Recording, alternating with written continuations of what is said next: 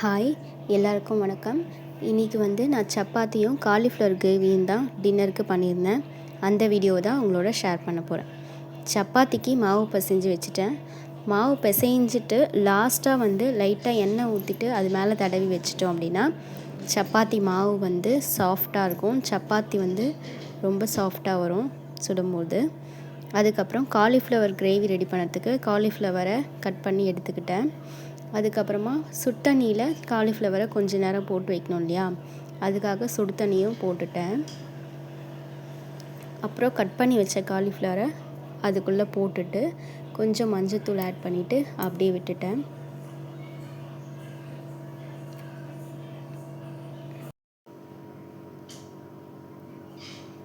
இப்போ காலிஃப்ளவருக்கு என்ன தேவை அப்படின்னா, கிரேவி பண்ணுறதுக்கு குடமிளகா, ஆனியன், டொமேட்டோ, அப்புறம் green chilli sauce, red chilli sauce போடலாம். என்கிட்ட ரெட் சில்லி சாஸ் இல்லை, அதனால் நான் க்ரீன் சில்லி சாஸ் எடுத்துக்கிட்டேன். அப்புறம் டொமேட்டோ சாஸு, அப்புறம் சோயா சாஸ், அவ்வளோதான். இந்த குடமிளகாவை இந்த மாதிரி கொஞ்சம் பெருசு பெருசாக கட் பண்ணிக்கணும். அப்போ தான் நம்ம சாப்பிடும்போது அது நடுவில் வந்தால் ரொம்ப நல்லாயிருக்கும். குடமிளகாவை கட் பண்ணி எடுத்துக்கிறேன்.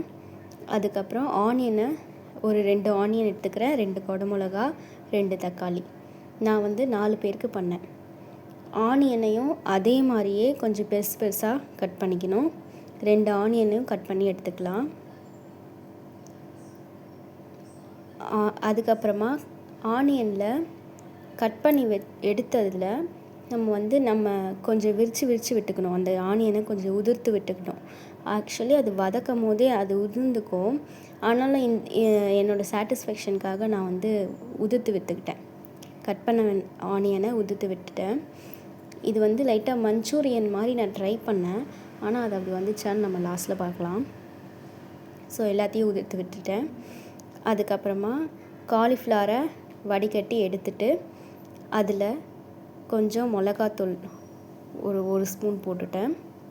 அதுக்கப்புறமா கார்ன்ஃப்ளவர் மாவு கொஞ்சம், அதுக்கப்புறம் கரம் மசாலா கொஞ்சம், அதுக்கப்புறம் உப்பு, அப்புறமா மைதா மாவு போடலாம், கடலை மாவு போடலாம். நான் அது என்கிட்ட இல்லைன்றதுனால கோதுமை மாவு போட்டுக்கிட்டேன். நான் எப்போவுமே இப்படி தான், எதுவுமே இல்லை அப்படின்னா நான் போய் அதுக்காக வாங்கிட்டு செய்ய மாட்டேன். என்கிட்ட இருக்கிறத வச்சு அட்ஜஸ்ட் பண்ணி செஞ்சுடுவேன். லாஸ்ட்டாக அரிசி மாவு கொஞ்சம் போட்டு மிக்ஸ் பண்ணி அதை ஊற வச்சிடலாம். அதுக்கப்புறமா அது கொஞ்சம் நேரம் ஊறட்டும். ஊறினக்கப்புறமா கடாயில் எண்ணெய் ஊற்றி கொஞ்சம் சூடானதும் நம்ம ஊற வச்சுருந்தோம் இல்லையா, அதை பொரித்து எடுத்துக்கலாம். நல்லா பொரித்து எடுத்துக்கோங்க.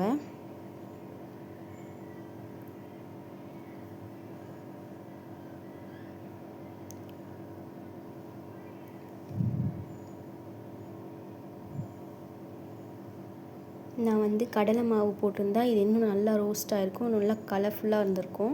கடலை மாவு இல்லைன்றதுனால இது காலிஃப்ளவரோட ஒரிஜினல் கலர்லேயே இருக்குது.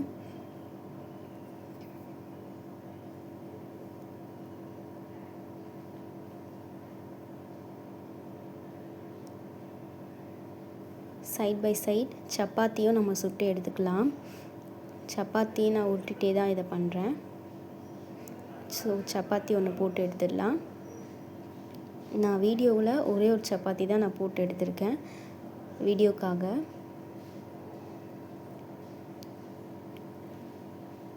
இப்போ நம்ம காலிஃப்ளவரை பொரித்து எடுத்த அந்த எண்ணெயிலேயே இஞ்சி கொஞ்சம் லைட்டாக சின்ன சின்னதாக குட்டி குட்டியாக நறுக்கி வச்ச இஞ்சி, குட்டி குட்டியாக நறுக்குன பூண்டு, ரெண்டுத்தையும் கொஞ்சம் போட்டு வதக்கிக்கலாம்.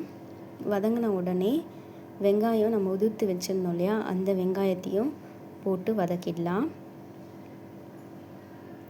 வெங்காயம் வதங்கிறதுக்காக நான் கொஞ்சம் உப்பு ஆட் பண்ணுறேன்.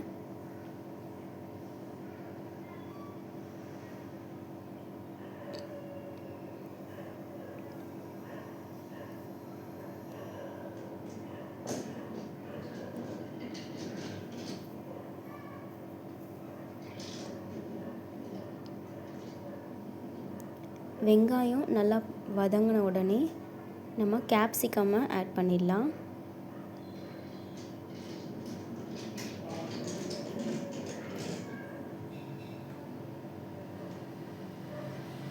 கேப்சிகம் போட்டாலே ஒரு அழகாகிடுது, அந்த டிஷ் வந்து கலர்ஃபுல்லாகிடுது. கேப்சிகமும் நல்லா வதங்கட்டும்.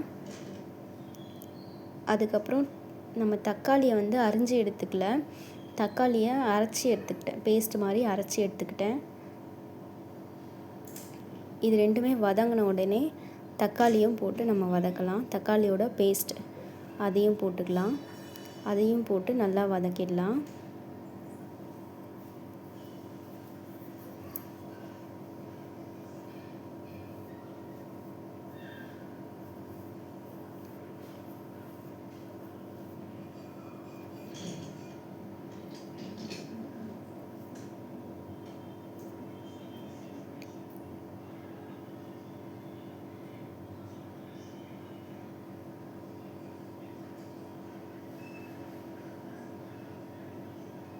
இது நல்லா வதங்கின உடனே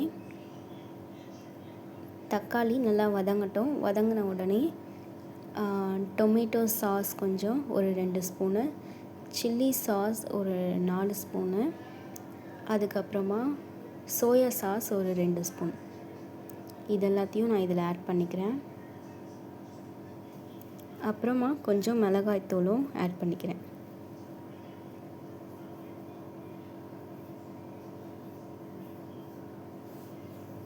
சில்லி சாஸ்,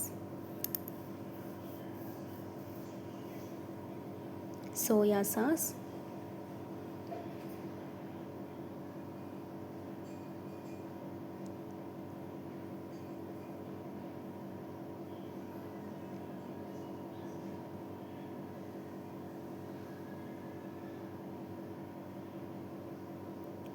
அப்புறமா டொமேட்டோ சாஸ்.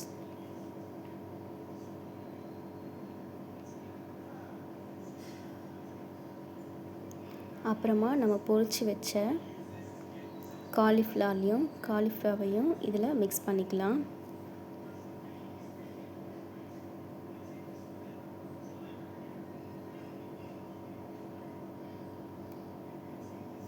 இது கொஞ்சம் நல்லா மிக்ஸ் ஆன உடனே நம்ம கார்ன்ஃப்ளவரை கொஞ்சம் தண்ணியில் கரைச்சி வச்சுக்கலாம்.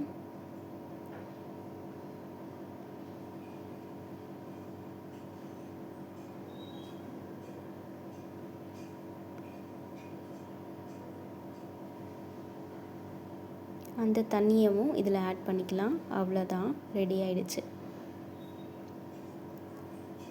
அதை சுண்ட விட்டு எடுத்தோம் அப்படின்னா காலிஃப்ளவர் மஞ்சூரியன் தான். இது ரெடி ஆயிடுச்சு. இப்போ ரொம்ப சாஃப்டான சப்பாத்தி கூட இந்த காலிஃப்ளவர் மஞ்சூரியன் வச்சு சாப்பிட்டு பாருங்கள். ரொம்ப டேஸ்ட்டாக இருக்கும். செஞ்சுட்டு எனக்கு கமெண்ட்டில் சொல்லுங்கள். தேங்க்யூ.